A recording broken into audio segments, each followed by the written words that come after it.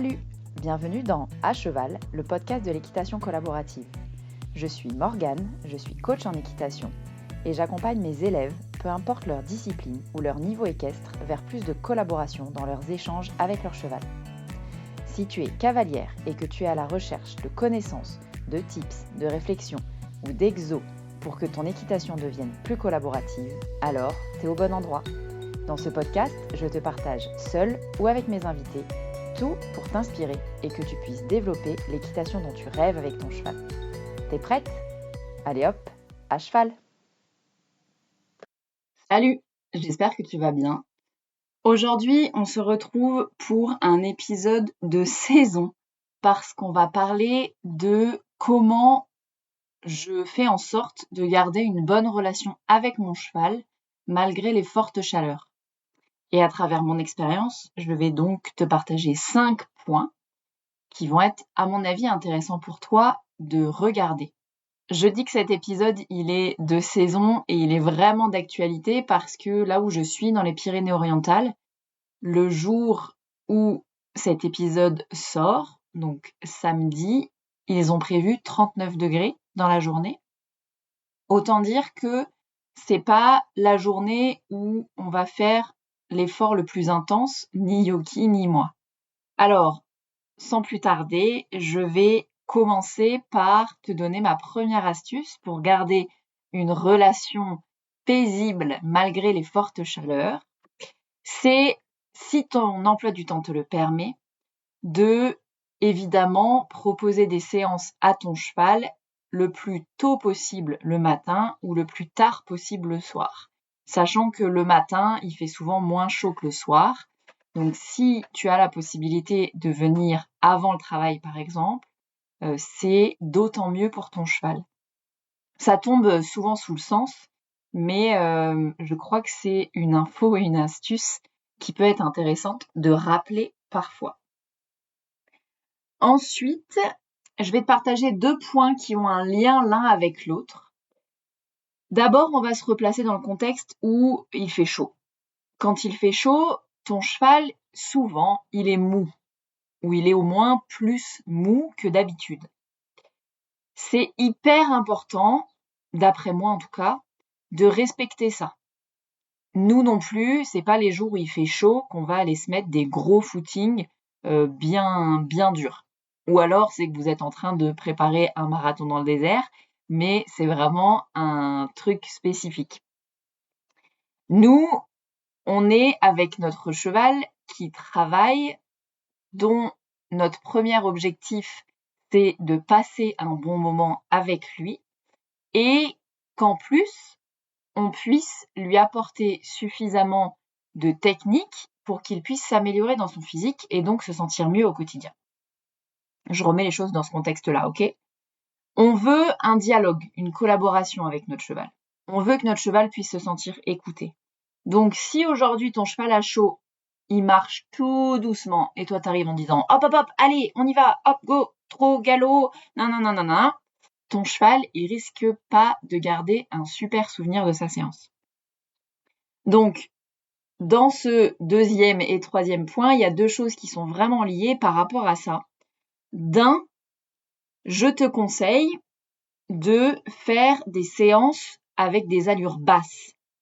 Clairement, c'est pas aujourd'hui qu'on va aller galoper pleine balle, faire des séances de cardio, etc. Aujourd'hui, je te conseille plutôt de faire une séance au pas, voire un peu de pas, un peu de trot, un tout petit peu de galop si tu en as envie, mais surtout de travailler beaucoup au pas et un petit peu dans les allures plus hautes. Ça, c'est juste pour permettre à ton cheval de se réguler plus facilement parce que, comme nous, c'est plus facile de marcher quand il fait hyper chaud que d'aller se mettre un gros footing hardcore. Ça, c'est en combinaison, moi souvent, quand il fait vraiment très chaud et que j'ai l'intention de ne travailler qu'au pas ou quasi, je fais souvent une séance de travail à pied. Parce que, en plus de travailler dans les allures basses, ça me permet de ne pas mettre de ma selle et tout le bazar sur mon cheval. Et donc, je lui permet de travailler un peu plus librement. C'est un peu comme toi, c'est plus facile de randonner sans sac à dos qu'avec ton sac à dos. Tu vas forcément plus transpirer avec ton sac à dos. Donc, moi, je travaille plutôt à pied et plutôt dans les allures basses. Troisième point qui est important et auquel on pense assez rarement en fait, c'est que quand il fait chaud, on est mou et on est un peu saoulé, on manque de motivation. Donc, ce qui est important, c'est déjà d'être conscient de ça, de ne pas éclater ton cheval avec une exigence dingue, de vraiment prendre conscience de ça. C'est pas pour ça qu'il faut rien faire. Si aujourd'hui tu as choisi de faire une séance qui peut améliorer ton cheval, soit l'assouplir, soit le rendre un petit peu plus tonique, bah c'est bon pour lui de faire cette séance-là aussi. Par contre, en plus de faire une séance dans les allures basses, ce qui est important pour moi, c'est de faire une séance plutôt courte et surtout de faire une séance intéressante pour ton cheval.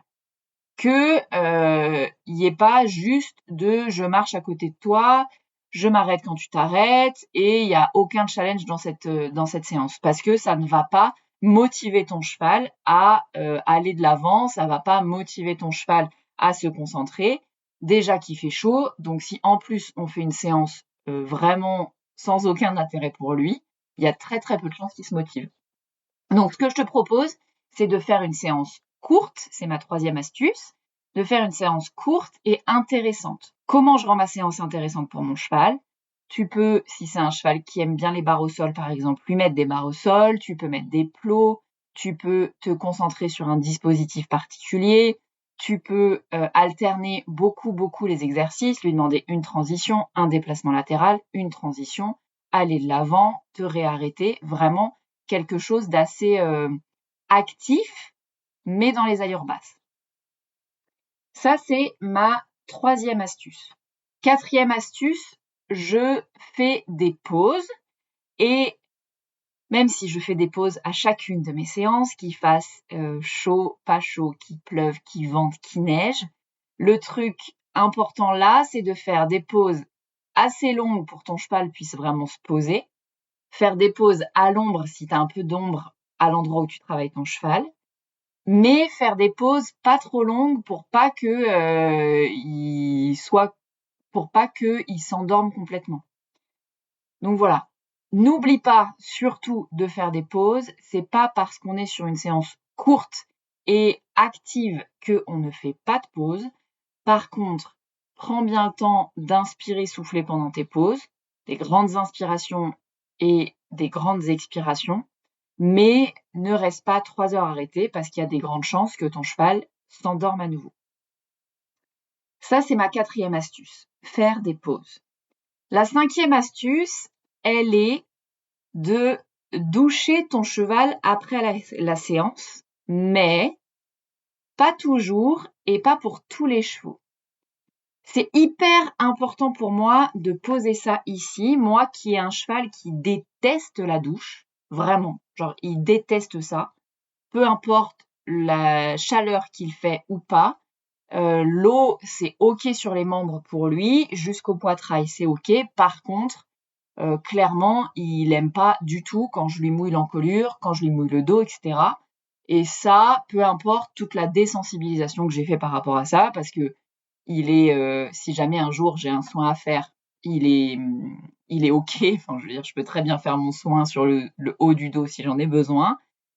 Il n'est pas ni en panique, ni en grosse défense ou je ne sais pas quoi. Par contre, je vois tellement qu'il aime pas ça, mais tellement pas ça.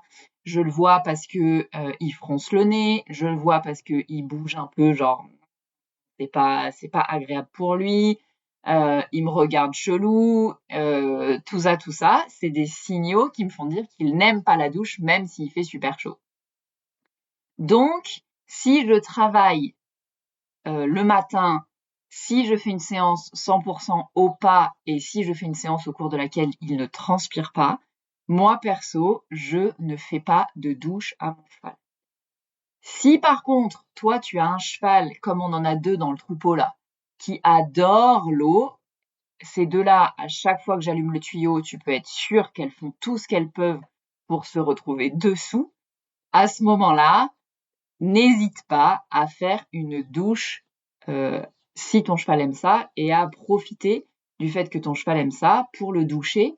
Surtout sur l'encolure, on évite de doucher trop sur le ventre notamment, parce que les différences de température sur le système digestif, c'est pas toujours dingue. Ça veut pas dire qu'il faut pas du tout les doucher sur le ventre, mais si tu as un endroit où rester, si ton cheval aime la douche, c'est plutôt l'encolure et le poitrail que le ventre. Voilà. Donc ma 5e astuce, c'est de faire une douche à ton cheval si ton cheval aime ça. Et évidemment, si ton cheval n'aime pas ça, mais que malgré tout, après sa séance, il est bien mouillé, bien trempé, c'est quand même important de lui proposer une douche pareille où tu te concentres plutôt sur l'encolure parce que c'est important de l'aider à faire baisser sa température.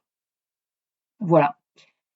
Et évidemment, n'hésite pas à prendre en compte que ton cheval risque de se rouler après la douche et que c'est une super bonne chose parce qu'il va se mettre plein de poussière au-dessus de l'eau et donc il va garder un peu l'humidité à l'intérieur. Et ça peut être vraiment pas mal pour ton cheval. Voilà, c'est ce que j'avais à te partager sur cet épisode sur les astuces qui, moi, m'aident à garder une bonne relation avec mon cheval dans les séances, même s'il fait hyper chaud. J'espère que ça t'aura éclairé pour toi, tes séances, s'il fait aussi chaud que chez toi que chez moi, ou s'il fait au moins plus chaud que d'habitude. En ce temps de canicule, il y a des chances que ce soit le cas chez toi aussi. Je te laisse ici. Je te laisse réfléchir à tes séances que tu peux proposer à ton cheval par temps de forte chaleur. Et je te dis à la semaine prochaine pour un nouvel épisode de À Cheval, le podcast de l'équitation collaborative. À plus!